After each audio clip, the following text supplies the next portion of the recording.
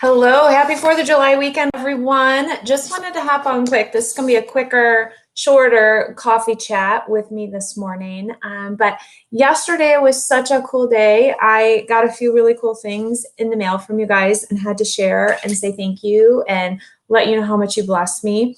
And then answer a few questions and wish you guys a good weekend. Hello, good morning. So somebody made me this pen. Oh no, this one's a pencil. He's made me a pen before. But so he carves and does all these. This is not like the coolest thing. It is Green Bay Packer colors. So, I don't know, but it's the coolest thing.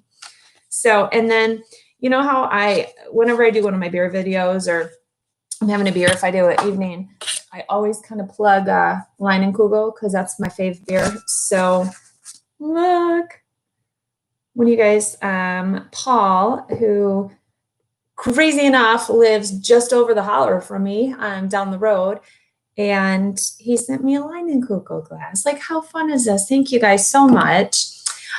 Queen of the Hats. I know this week is Hat Week. I don't want to do my hair. So yesterday I worked at the funeral home and at the graveside, and it was hot as heck, and you feel that sweat running down your back, and you just so hot. But it was nice to allow a family that had lost someone during the pandemic to finally have that moment together where they could bury her cremated remains. And then I worked on OSHA stuff.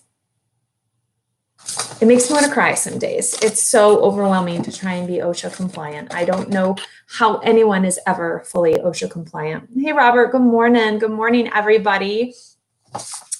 How has being in death care made you respect life more or take care of yourself more? I think that some days I lose sight, maybe. It is a nice reminder once in a while that, anybody can go at any time. You do need to cherish things. You need to, yell at your kids less and spend more time with your spouse and call your parents. And I talk to my parents almost every day. I would say pretty sure every day I talk to them at least once. And so I think just making sure I'm establishing relationships. I think there was a long period in my life where I didn't value my grandparents as much and I didn't value relationships as much. And as you grow, I think everybody kind of learns over time that you need to put more energy and effort into those relationships and remember that they're not going to be around forever. All my grandparents are now gone. And I now don't regret any of those last years with them because I know I put in a lot of effort and I made time and I made special time with them, which was really important. So spend time with your grandparents, spend time with your parents, call them, send them cards. I used to send my grandma cards all the time when she was in Minnesota because she was in Minnesota. And so, you just reach out the way you can. Thanks, Mark. Yeah, it's my Cubby hat. So if you can't support the Cubbies, guys, sorry.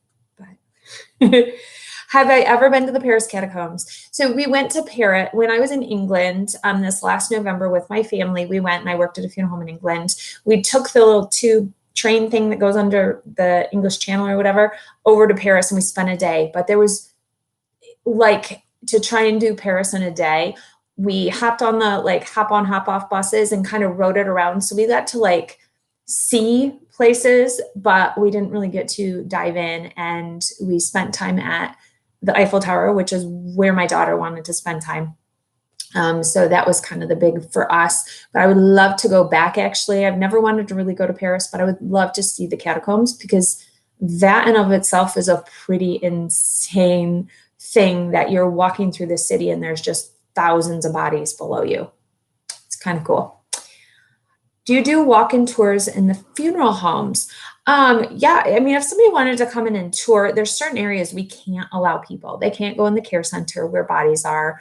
They can't go in the prep room. I mean, so there's not a lot really to see, kind of the arrangement room and flower room.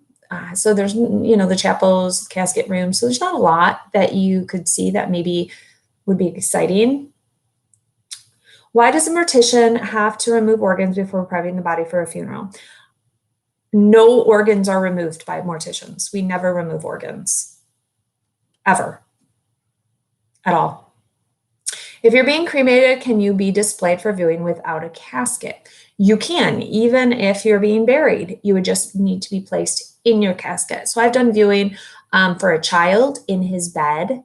And then we placed him in the casket for the funeral and burial. It was a little more, I can't think of the word, but the kids receptive, the kids could walk up at a better level for kids that came in, some of his classmates, and walk up and see him laying there. So it was actually kind of cool to do. It was really neat. Which denomination religions have your favorite funeral rites and services? I think there's something really cool about so many religions. I love the regiment to a Catholic service. I've really come to appreciate. I mean, it's predictable, which I love. It's, laid out, methodical. Everything has such an important meaning. So I really like it. I really like watching Muslim services, and not the service, because we can't be there for that, but the ritual of it as well. So I think it's more about the ritual and not so much the service itself. It's how certain faiths, like Jewish faith, and people care for their own, because that has gone to the wayside in the everyday of the American, I think, especially society, that once someone's dead, they just kind of, I know it sounds horrible, but that it's almost brush away. Like, okay, they're dead, take them, cremate them, and then we'll get them later. And it's not about caring for them. And so when family and community bathes their members, that to me is so beautiful. There's just like, that's how it should be. We should take care of our elders. We should take care of our family. We should, a man that gets down in the hole to lower his wife, to lay her in her grave. That's beautiful. Have you been to Cave Hill in Louisville? I have not. When I was down touring, is Mid-America the one that was across? I think Mid-America. I drove over the bridge accidentally into Louisville, and I quick did an about face and came back. So I didn't spend much time over in Louisville. It was super busy. Something was going on the weekend that I was there, and I was like, I don't even want to go over there. Oh, Sharon, yeah, 10 days in Paris, I feel like you couldn't see everything. There's so much history when you go over to Europe that you just can't take it all in. If you could meet anyone from history, who would you meet? Ooh. I feel like I could ruminate on that question forever. I don't know. I feel like I would need more narrowed. Anybody from history, I feel like I would love to go back to some of my ancestors and meet them, or go back to huge pivotal people and talk to them, Harriet Tubman, and people who really marked huge changes in America, especially. But then you think going way back, like Sacagawea, and all these big important people that had such pivotal, roles in defining kind of where we're at now and who we are now and as we go forward. But very deep question for this Friday morning. Thank you, Jill. Is it different to work on a child body versus an adult body? Not really. Everything's just so super small. So it can be frustrating that you feel like you can't maybe find a vessel, or things just don't go the way you want them to. I feel like you put maybe more pressure on yourself when it's a child's, because the importance of who you're caring for and wanting them to look their best for their parents and for their family, for brothers and sisters. Can you be a part of preparation of a family member if you're a licensed funeral director in a different state? You can. You would just need permission from the funeral home, and they have to be in there as well, because it's not legal for you to embalm in another state. So they would oversee you usually. Like when I cared for my niece in Ohio, an Ohio licensed person was with me the whole time when we embalmed her. And so, they would kind of oversee you to make sure it was all legal. I'm probably thinking that y'all bury the vault all the way under the underground, but in the South they leave the vault top showing, and my granddad said it's bad, the protecting of the body. Well, some places, the water table, you have to go into effect, or you have mausoleums, or they have the grave covering. It's the big flat kind of stone that sits on top, but that's not the vault top. So interested to know more about that, Jalen. What medical knowledge is needed to do your job? I guess define medical knowledge. We learn a lot of anatomy. We have to know the whole vasculature system. If I put a drop of blood into the whatever vein or whatever artery, and it has to travel back to whatever vein, what is the path it takes to get there, and kind of knowing that is important for us to know. We do learn other things, some basics in biology and different things, but it doesn't really alter or change our work too much. Do you find yourself wanting to be healthier, work out more, seeing some of the people? Sometimes, and then sometimes it's like, screw it, because we're going to die anyway. So eat the monster, cookie bar and have a good day and not worry too much, because I've buried like 2% body fat, long distance runners who just died at the age of 40. So it doesn't always define, a picture of health does not always mean health. There are always people with underlying heart problems or, lung problems or kidney problems, or you can have a stroke or an embolism at any time, and you can't prevent some of those things. And a healthy lifestyle doesn't mean that you can prevent those. Some of it just happens. She was a perfectly healthy 32-year-old and she just died. So, you can live as best you can, but you do have to enjoy life as well. And I think that's one thing that, I've realized, that, have the beer, have the cookie, in moderation, as long as you feel good about yourself. Work out. I do work out because it's a very physical job that we do, and I have kids that I have to keep up with. And so, it's all about your personal choice. Someone told me that to be cremated, you would need to be in a casket, that you can't have a shroud. They said it because you need the wooden casket to fuel the fire. No, you don't need to fuel the fire, but most crematories require that you are in some kind of container, because you have to get into the retort. So you may find a crematory that has a special device that they could use.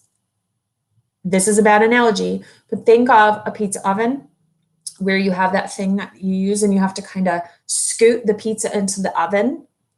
You can't just slide the person into the retort because of the silica material that the retort is made out of. It's rough.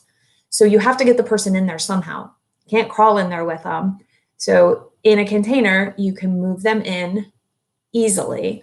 So if they're in shroud, you'd have to have almost like a really long wood or something that wouldn't melt, because the retort is hot from the cremations previous that day, that you could put them in and then slide it out from under them like a pizza oven. If that's some of my analogies, I know they're going to offend somebody, but they're the best way to give you guys examples. And I know many of you appreciate them. So I don't want anybody to take offense to some things.